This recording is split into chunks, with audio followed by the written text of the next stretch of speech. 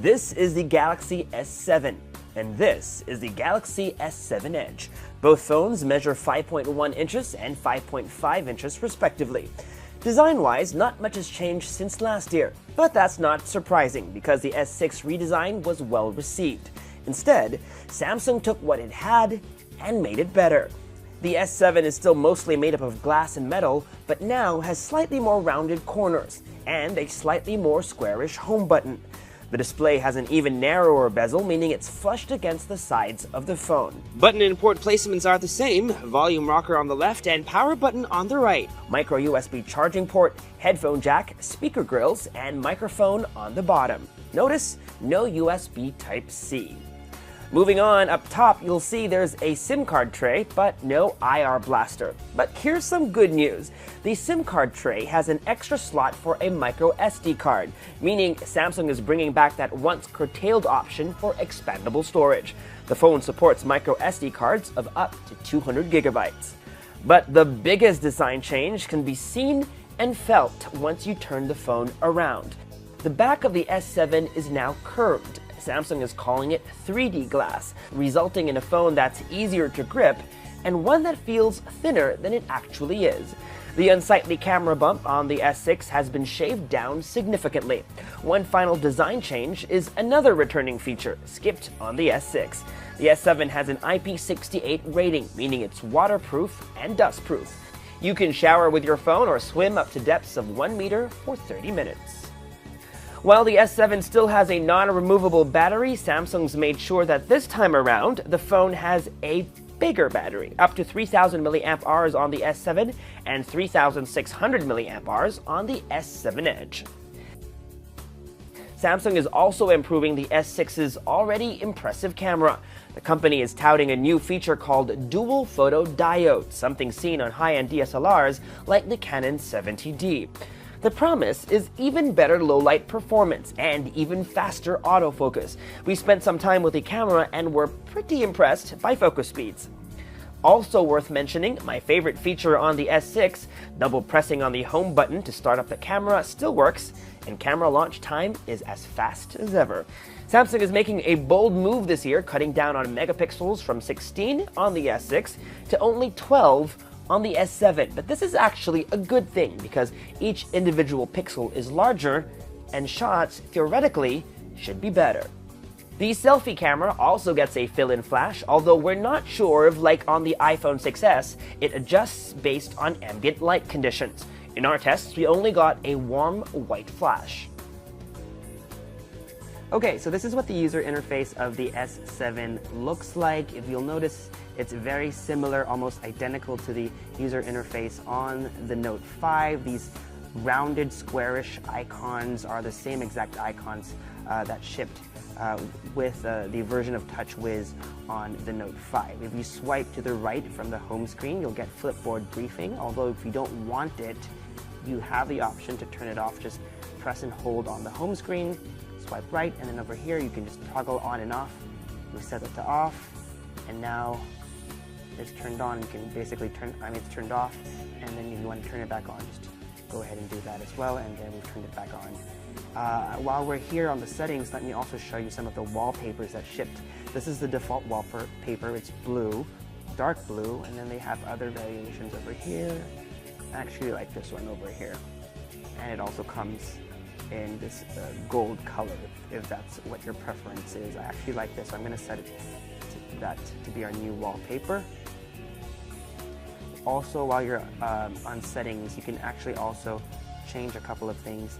You can change the icon spacing. Right now we're at 4x4, but if you'd like to fit in more icons, you could definitely go to 5x5 or 4x5, whatever you please. But let me just leave it here, and maybe let me just turn back to something darker for this video. This is what the drop-down notification shade looks like. If you recall, on the S6, the design was a bit quirky, a bit fun. This one is a bit more minimalist, more held back. You'll notice shades of gray and blue. And if you look over here is a new feature of the S7, the always on display. Currently it's set to on. We can turn it off with a tap, but let's turn it back on and then just switch off the display, and you'll notice in a bit this will pop out, and this is always on the display. Samsung has actually patented or registered the use of always on, so they kind of own that trademark. It's 11:17 a.m. That's the time, that's the date. You have the battery levels over here, and if you had missed calls or incoming messages, the count would appear underneath the time over here. And like I said, it's always on the display, but it consumes very little power. Samsung says less than 1% of battery per hour. Let's go ahead and dive into the app drawer. Again, very similar, and we're actually pleased to see that there is hardly any bloatware. There are a couple of Samsung apps like S Health and S Voice, and there are built-in Google apps as well as a suite of Microsoft apps, including Word, Excel, and PowerPoint. And last, let's take a look at the settings menu. Again, very similar to the settings menu on the Note 5. You can search. For example, I was looking for storage earlier, and as you can see, this is a 32 gigabyte phone, and out of the box it has about, it's used about 7.82 gigs, so there's about 24.18 gigabytes available. Last thing I want to show you is the version of Android. If you go into software info, you'll find that it runs Android 6.0.1 out of the box, and that is Marshmallow. You press and hold. Let me see. There you go. You have an Android version of Flappy Bird. Gamers will actually love this new feature. It's an app called Game Launcher, and it's basically a way to put all your games, to organize all your games in one place. You can add them this way, it'll arrange them, but it's not just about arranging your apps. What it does, it allows you to save power while you're playing your games. So you can save power or save maximum power, and basically what it does is it lowers the resolution and the frame rate to give you more game time. Another interesting feature is no alerts during the game. The last thing you want to be doing is playing Temple Run, you're about to jump and then an SMS comes in, you click no, but it's too late, you fall and die, so you can turn on no alerts during the game. And last but not the least is Game Tools. I can't show you that now because I don't have any games installed, but basically what it allows you to do is take screen grabs or even recordings of gameplay itself. If you're a YouTuber, this is a perfect tool for that. On the Galaxy S7 Edge, you'll notice that the Edge screen has been updated. Now there are two columns.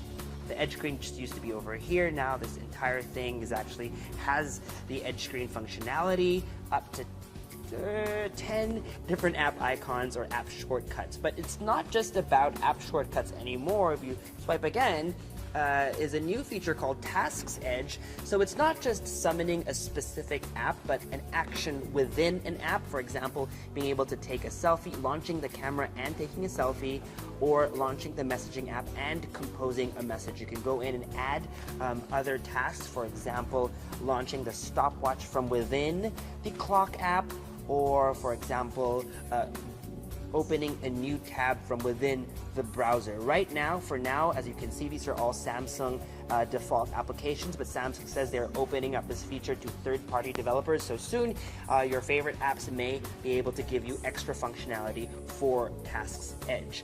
And of course, a swipe one more time will bring up People Edge, and so if you have favorite contacts, you can assign up to 10 favorite contacts now with the new expanded Edge display or Edge screen. If you swipe some more, you can actually launch other widgets or apps like Yahoo News, although we're not connected to the internet, so we are unable to show that to you now, but that's what the functionality is like. And you can go in and customize that by diving into this settings menu over here, and you can actually add more Edge panels. As you can see, here are some examples of how that will look like. This looks like Flipboard.